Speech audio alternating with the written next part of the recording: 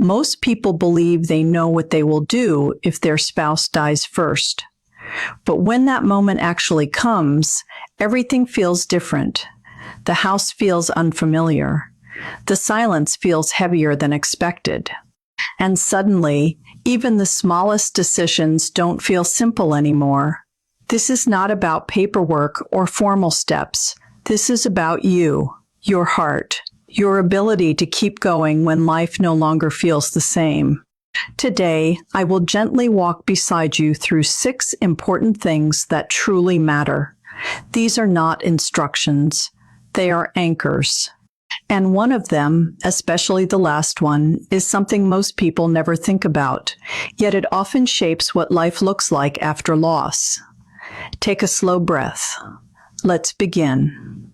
Step number 1, let yourself feel before you try to fix anything. Most people try to stay strong in the beginning. They focus on calls, arrangements, and small tasks just to keep moving. But here is what quietly happens. The feelings do not disappear. They wait. And when they come back, they often feel even heavier. I remember a woman named Evelyn, 81, living in a quiet town in Ohio. After her husband passed, she spent her days cleaning closets and organizing drawers. She told everyone she was fine. But late at night, she would sit in his chair and stare into the silence. One evening, she finally allowed herself to cry. Not just a few tears, but deep, honest grief. And something shifted. The pain did not go away, but it felt more real, more understood. Feeling is not weakness. It is the beginning of healing. And this is where many people begin to realize something deeper. Step number 2, reach out before the silence grows. But here is what quietly happens after the first few days.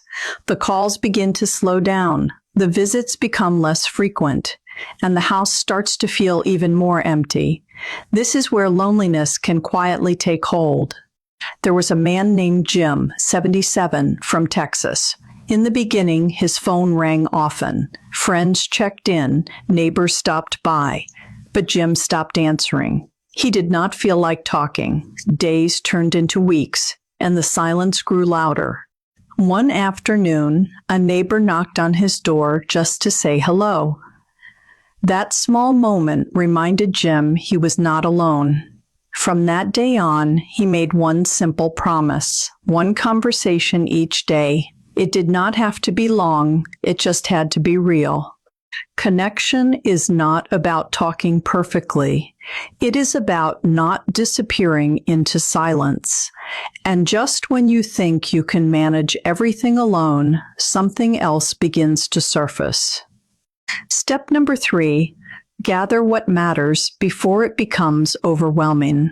This is the part no one talks about.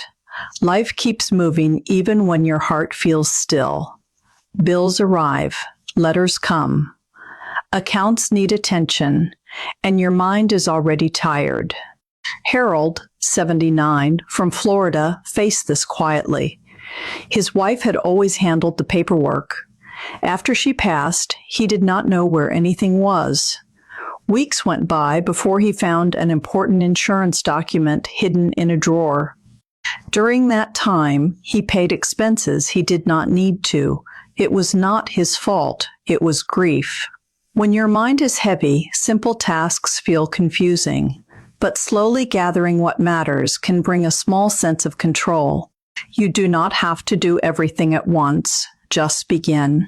Because even as things start to feel a little more organized, your body may begin to respond in ways you did not expect. Step number 4, protect your health, even when you do not feel like it. Grief does not just live in your heart. It lives in your body too. Sleep becomes difficult. Meals are skipped. Energy fades. Margaret, 84, from California, experienced this without realizing it. After losing her husband, she stopped eating regularly. She forgot her medication more than once. One day, while shopping, she suddenly felt weak and fainted. It was not a serious illness. It was grief showing itself physically. When everything feels meaningless, taking care of yourself can feel unnecessary, but your body still needs you. Even small steps matter. A simple meal, a short walk, a glass of water. These are not routines. They are quiet acts of survival. And just when you begin to regain a little balance, there is a decision many people rush into too quickly. Step number 5, do not make big decisions too soon. This is where many people make a painful mistake. After a loss, the urge to change everything can feel strong. You may want to sell the house, move away, or clear out belongings. It feels like action will ease the pain. George, 76, from Arizona, made this decision quickly. Within weeks of losing his wife, he sold the home they had shared for decades. He moved into a smaller place near his son. At first, it felt like the right choice. But over time, regret quietly settled in. He missed his garden, his neighbors. The memories held in every room. Grief already changes so much. You do not need to add more change too quickly. Give yourself time. Let your mind settle. Clarity comes slowly. And even when you avoid rushing, there is something deeper that many people do not expect. Step number 6, slowly rebuild who you are. This is the one step most people never think about. When your spouse is gone, it is not just their absence you feel. It is the loss of the life you shared together. The routines, the small conversations, the sense of being part of something. Irene, 82, from New York, felt this deeply. For months, she kept everything exactly the same. His slippers by the door, his favorite cup on the counter. But one afternoon, she picked up a paintbrush, something she had not done in years. Slowly, she began to paint again. Not to forget him, but to reconnect with herself. And that is the quiet truth. You are still here. You are still allowed to grow, to change, to find moments of peace again. This does not mean you are leaving love behind. It means you are carrying it forward in a new way. And this is where life begins to shift, gently and quietly.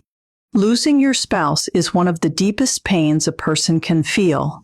It changes the rhythm of your days. It changes the way your home feels. It even changes the way you see yourself. But even in that silence, something remains. Your story is not over. It has changed, yes, but it is still yours. You move forward slowly, one small step at a time, not perfectly, not quickly, just honestly. If this message touched your heart, take a moment and share your thoughts. Write, "I remember love," in the comments and tell us where you are watching from. And if this helped you feel even a little less alone today, follow Elderly Roots for more calm and caring guidance for peaceful living.